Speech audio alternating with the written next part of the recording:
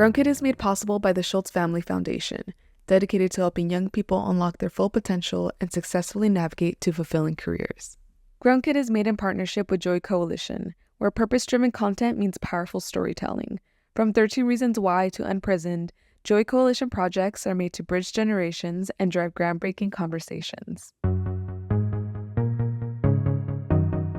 I've been seeing more of your Apple Store dancing videos pop up more on my For You page, and I'm like, maybe they know. No, it's for some reason going like mega viral on TikTok right now, and it's like obviously like it's a little uncomfortable for me because it's like it's a 14-year-old video, and I was like what 11 or 12 in that video, and like now I'm a 26-year-old and I'm transitioned. I'm like, this is, first of all, I'm so young. First of all, this is like all of these people in the comments are just like, they don't know that I'm so it's just like, it's a whole thing. I mean, it's the same with the X Factor audition. But this is actually, though, I feel like this is the good ending. Because have you seen that other viral video of put your paws up? And then, you know, that. Wait, what happened? Oh, yes. Clock that. This is such a good place to start. Because Kayla, you don't know the video that's like the I know that, like, put your paws up. Yes. Yeah. Wait, but where is he now? In the wrong place. In the wrong place. Well, maybe he feels like is he like in the military? Place. Yeah. No, that's someone else. Oh. Yeah. No, so he basically is now just like a deeply religious Christian influencer, very straight, very like, hey, follow God. Very don't straight. Support this life. Very straight.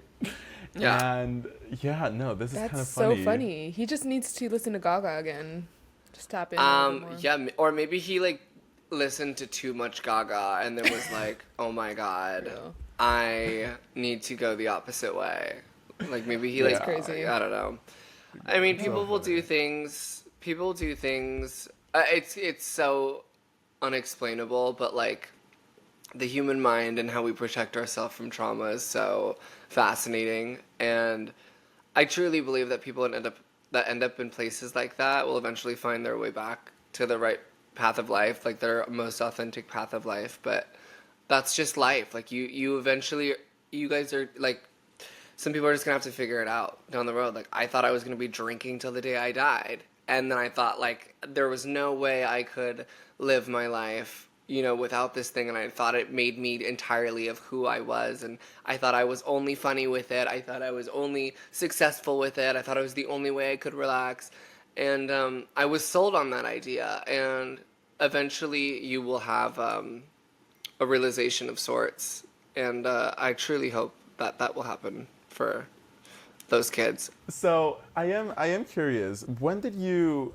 Gosh, I don't even know how to jump into it, but because you mentioned sobriety, I'm like, when did you start drinking? Like, what was happening for you? What was that journey like for you? I started. Okay, if we're gonna start here, I just guess. A light chat, you know. Yeah, just a light chat. You're like, hey, welcome to my podcast. It's so nice to have you. Tell me how you became an alcoholic. Okay, great. Well, no, I mean, I think it's a very like generational thing as well. I mean, there's a lot of science behind that, and that talks about how it's passed down through family members and stuff like that. Right. There's a lot of people in my family who struggle with that.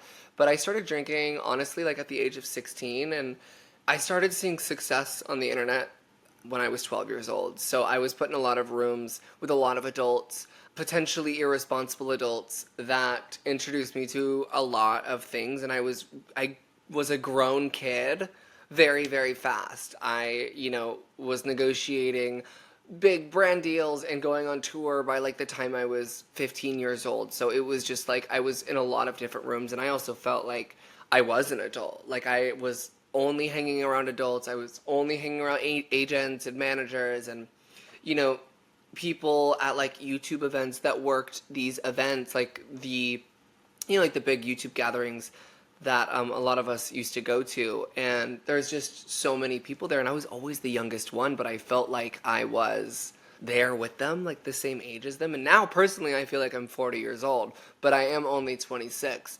But it's just, there's a lot of life that was lived very, very young.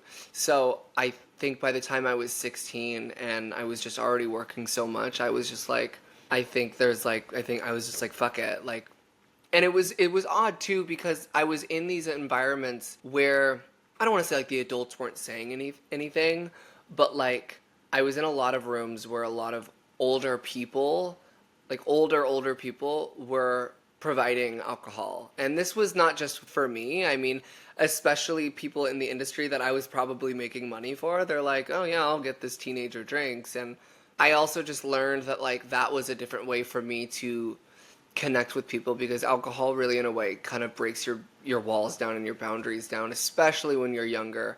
I was able to just get really vulnerable, and it really made me feel a lot. And I think that that's why I was really dependent on it, because a lot of people have misconception about alcoholism. I mean, for me, one of the biggest parts of why I feel like I kept drinking is because it really helped me relax and be able to be in touch with my feelings. Alcohol made me feel. I was a very emotional person on alcohol, and it actually did the opposite of numb me. I was, for many, many years of my life, when I was sober, I was a very, very numb person. And to notice that it kind of broke that down for me, I was like, oh, this helps me tap into my feelings. And I think that was like the first wrong thought loop that kind of generated. And I just think from there, I especially with the trans stuff, I think that like it all kind of ties in together. I feel like I was numb because I also wasn't living authentically. I think I was numb because I was thrown into a world very, very young. I think a lot of people have this idea that like being famous, quote unquote famous online from a very young age is so much different than, you know, kids who got famous on Disney or Nickelodeon. But like we've never had a generation. We are the first generation to have kids get famous on the internet and not know the long-term effects of it. And I think like obviously somewhere in the mix of that, I got fucked up. Yeah. You know, you don't have to tell us about, you know, alcoholism running in the family, because I think Yeah. Oh, Kayla yeah. and I, Kayla and I both have our fair share of experiences just with family members. We're warriors. And Mexican culture as a whole is interesting. I do think it's interesting though. Like one thing in particular is this idea of just feeling like you're so grown when you're clearly still a kid. And for you in particular, it's different. You know, you started working so young. And actually, I guess in my case too, we've talked about this, Kayla, about the fact that like I started, you know, working when I was 13, you know, like running a little business on the side and like really working genuine hours and making money and such on the internet. And you were in the entertainment world. And as I kind of started entering my 20s, even just like late teen years, there was such a weird dilemma of feeling like everyone tells you you're more mature. Everyone tells you you're so grown for your age. You're so, all these things. But inside, I almost felt like I was kind of like stunted in a way socially, because I didn't go to college, because I didn't spend that time socializing. And, you know, even when in high school, when I could have been at the library with friends, I was at home like working. And so I'm curious if you ever felt that of like, holy shit, am I underdeveloped socially? And if that ever led to you feeling like this desire to express your inner kid even later in life. Yeah. I mean, I grew up in a very interesting town. I was born in San Diego, and then, you know, I lived there for a little bit. And then like my early teen years, like early preteen years, I was in Temecula, California, which is one of the more conservative towns in California. So I think I was underdeveloped socially in the aspect of like, I was able to put a mask on and, you know, limit myself to how much I wanted to express myself. But as soon as it became too much, I'll always remember, like, I think I showed up to like 6th grade. It was like the first day of 6th grade. And I had like these neon blue pants on. And the whole school bullied me. And it was just like, I never felt like I was able to fully be myself. And that's where I feel like I was underdeveloped socially. I felt like I had to hold back to a certain degree, and I had to blend in. But I also was the same as you. I like remember there was a few kids on my street who were like really obsessed with like skateboarding, and they wanted to like find a way to make money off of it. And I was like, I'll be the creative director. And I like remember I was like 11 years old or something, and I was like in like Microsoft Word, like making logos and like printing stickers, and like I was like selling them on the side of the road with like lemonade and like skateboard decks, and I was like counting dollars and like finding a way to like take credit card transactions, and I was just like, girl, like you need to like, I don't know, play with some sticks or something. I remember I like jailbroke my first iPhone when I was like 8 years old. I was like 8 years old, and I was like, what am I doing? Like, go start a fire with some rocks and sticks. Literally that. Why am I hacking to try to get more coins on Plants vs. Zombies? Like, what is going on? I know, because that is the realest thing I've ever heard. I was just like, I don't know. I was so underdeveloped socially, especially with kids my age. I always have felt more connected with adults. Still to this day, I think people that are like 10 years older than me, like I vibe over there. Like I think people that are my age, especially in the dating world, oh my good God, other 26-year-olds in LA are just like, I need you to like marinate a little bit longer, babe. Yeah. That is so true. Dating is so hard. Like, I mean, anywhere really, but in LA, it feels like nobody really has their shit together. And that's not to say that I do at all. But like, wow, I meet some people and I'm like, how are you just going through life right now? Like, I'm like, are you spending the night at Barney's Beanery? Like, how are you always there? I just don't understand. I'm like, there's something so dystopian about dating in the city. It feels like some sort of Black Mirror episode. We're all like swiping or like finding out all the girls matched with the same guy on this dating app. I'm like, what is happening?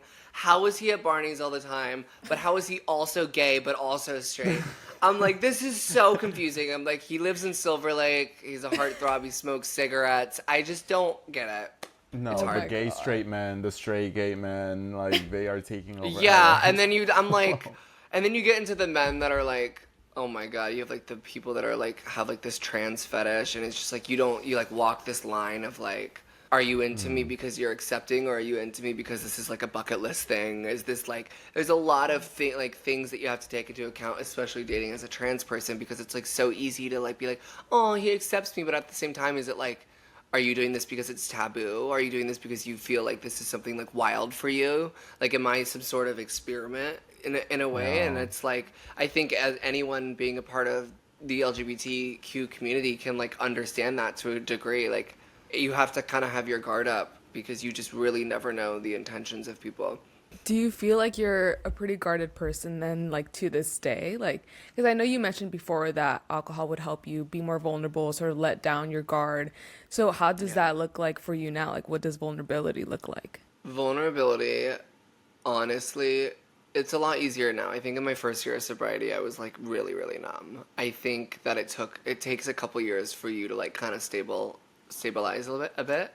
I'm not a necessarily like guarded person, especially when it comes to like making new friends. I think in the dating world, I'm a little bit more guarded, but at the same time, I'm such a lover, and I love love so much that like I'm an open-minded person. I'll never shut anyone down. I'll always take like an opportunity that I feel could be worth it. But I think now versus like pre-COVID, like pre-sobriety, any of that, I'm a much more strategic person rather than a guarded person. I just think that's such an interesting sentence of like a strategic person, because even just getting to hear your story about as a kid and what you were doing, it seems I could tell that you had a very analytical mind, right? Like you were very two steps ahead all the time. But you guys are too, though. That's why I like love this so much. How old are you guys, by the way?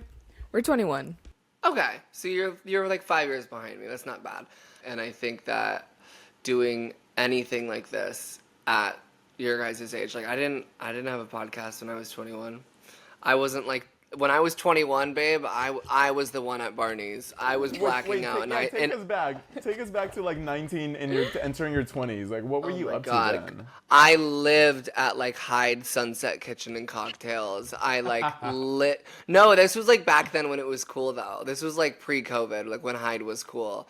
I was like there, and then I was like, oh my God, where else did I loved like a Bootsy Bellows, and I was just like club rat, femme, gay, like, I was just like, it's just such a like a weird, like nasty version of myself. I literally think of it as like my like Lindsay Lohan, Paris Hilton, like early Y2K era. Like I look back at some of the photos, I'm like, girl, you were messy. But I think it was so important to have an era like that because it taught me what I don't want in my life, right? Like it's better that I went through a lot of this shit that I went through early in my life rather than in my 40s, because what if I built something so spectacular up in my 20s and then just for me to ruin it and make huge mistakes in my 40s? So it's like I'm very, very happy that I learned the type of person I don't want to be from a very early age. I mean, feel you on the Bootsy Bellas.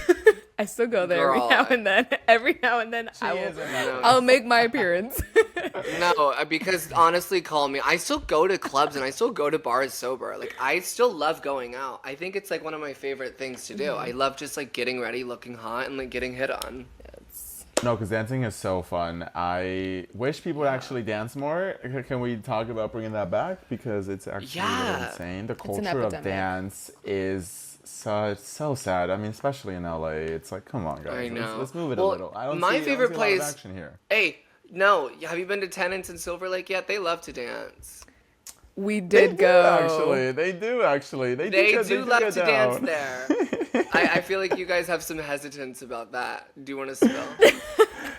I feel like the one time that I went to tennis, no, it was good. Don't get me wrong, it was good. I think I just saw a lot of like guys with porn stashes, which I love, but I was also like, this is a little bit scary. You know, I'm like why are there so many of you here?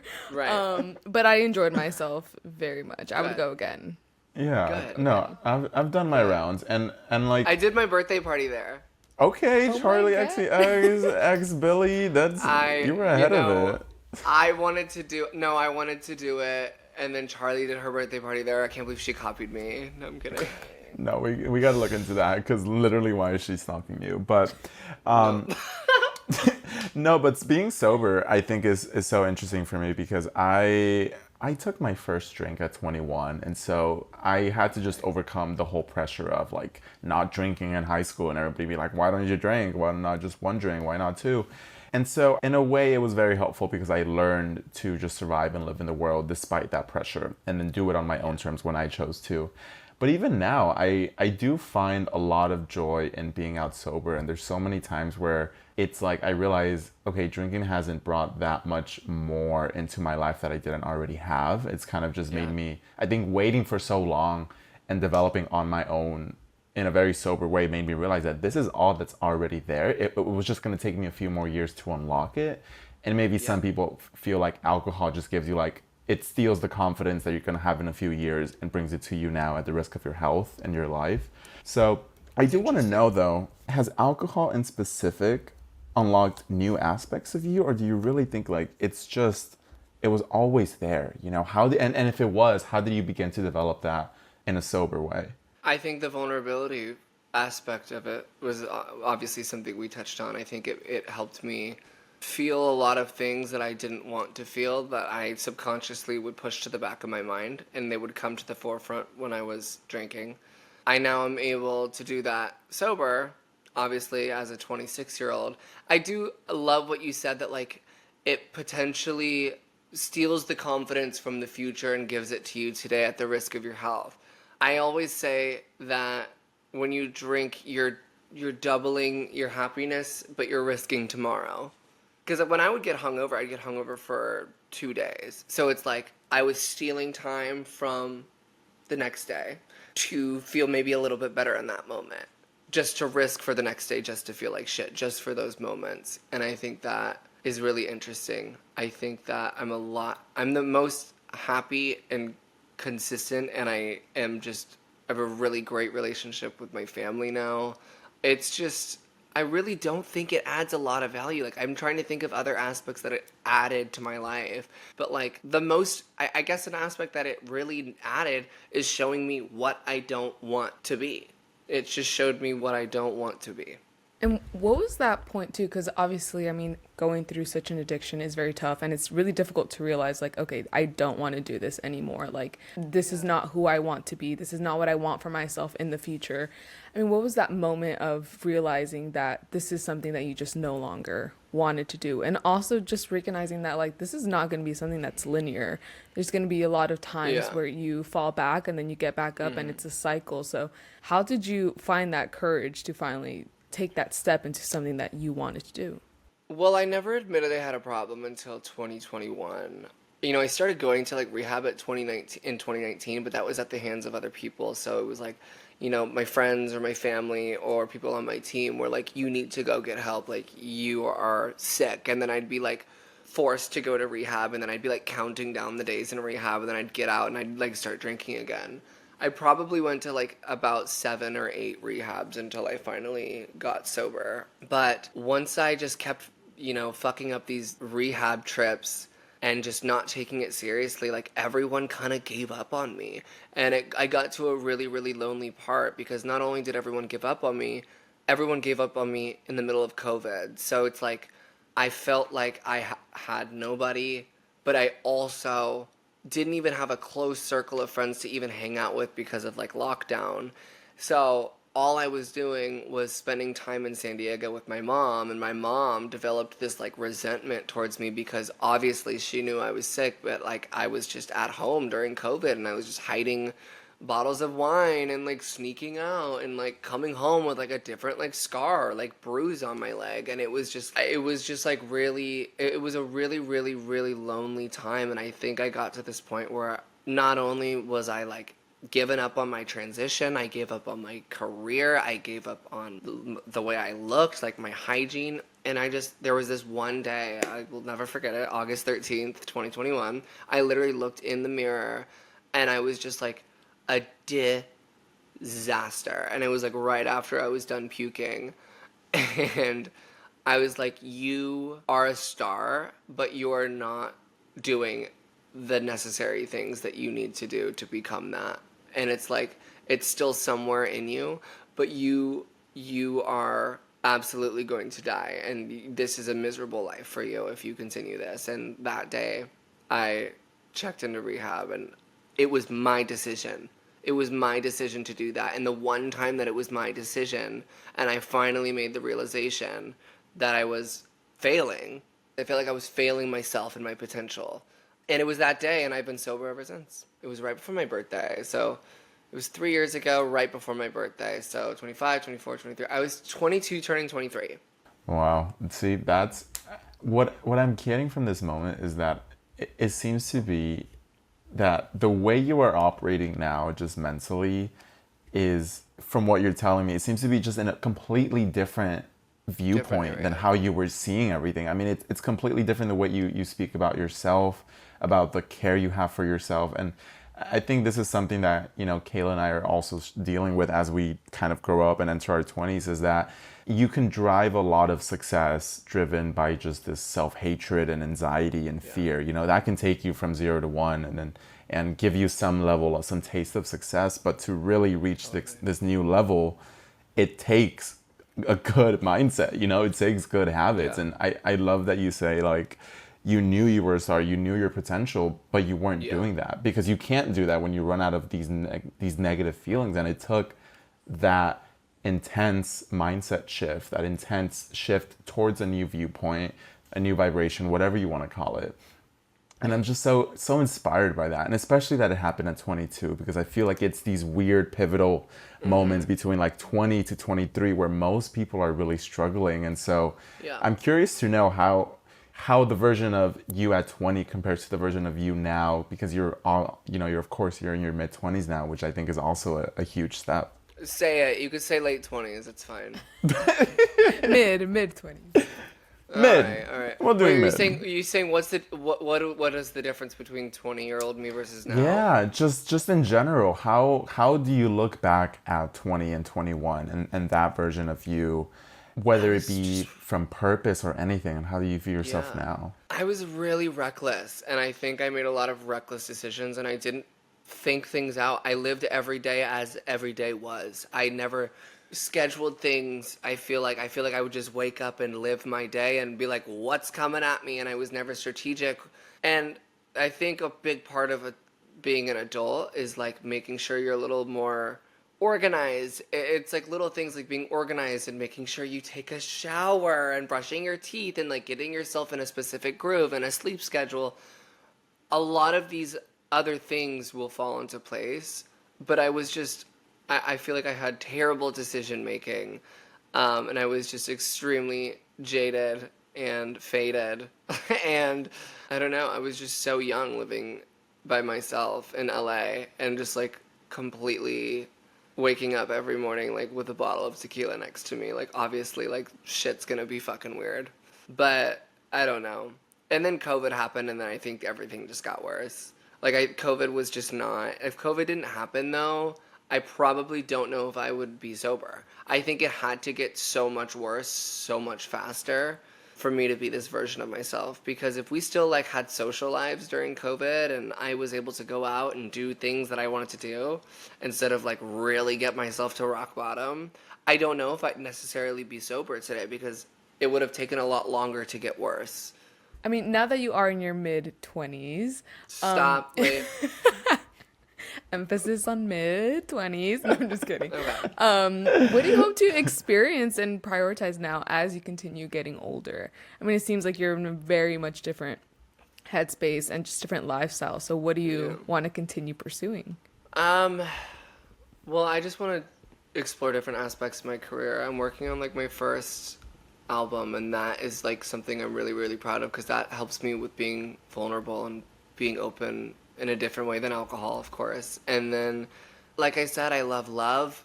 I'm hoping to experience some sort of situation there. How do you think about love? I mean, I am curious about that. You know, like how? Cause what do you mean? Just in the way of, you said you kind of are more strategic about your life now, and before you were living day to day, which, you know, when you take it out of context, I think it kind of sounds like a beautiful thing to just take each day as it is. It does, but that's not the way life works, and that's definitely not the way Los Angeles works and the entertainment industry works. And what about love? How do you feel like you kind of are such a just whatever comes at me, it's like mine, or are you kind of like, let me think about how you fit into my life? Yeah, love, you can't really be... You kind of do got to take that one day by day because it's a partnership, and you're not, I don't want to say you're like reliant on another person because that's a little codependent, but like this, it's a 2-person deal. So it's like as strategic as you want to be. If you're in something, you do have to take things day by day because every single person wakes up as like in a different mood every single day. Like I know I woke up in a great mood today, but yesterday I woke up in a shit mood. So I don't know. I don't know how to answer that, but love is interesting. I do believe in it though. The reason I ask about love is because I think it's such a common thing in your 20s to feel like you're running out of time to find love or to experience enough of it. I know for me, in my case, I'm very much, you know, I struggle with, okay, listen to my heart, listen to my brain. And we have conversations around like, well, you're in your 20s and a relationship takes 2 years, and then if you break up after 2 or 3 years, now you gotta heal for a year, start and then over. find someone. Yeah, exactly. And then before you know it, you're 29 and you're like single and you're like trying to figure this out, and like your whole life plan is messed up, whatever that means. Before you know it, you're like me and you're in your late 20s.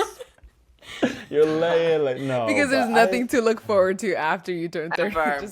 No, nothing. 26. Nothing to look forward. Their cellular turnover is gone, and I'm kicked off the parent insurance. Holy fuck. I'm kicked off the insurance. My cellular turnover. I'm getting like double the Botox now. You guys, it's a shit show over here. Yeah. You know, I sometimes I get that. I'm curious though, just kind of how you're feeling now about. Yeah, you are 26. How are you feeling about? Have you ever been the type of person to have a life plan? You know, and how do you approach your life? Yeah. I have loose plans, right? But I think it always ends up being career driven.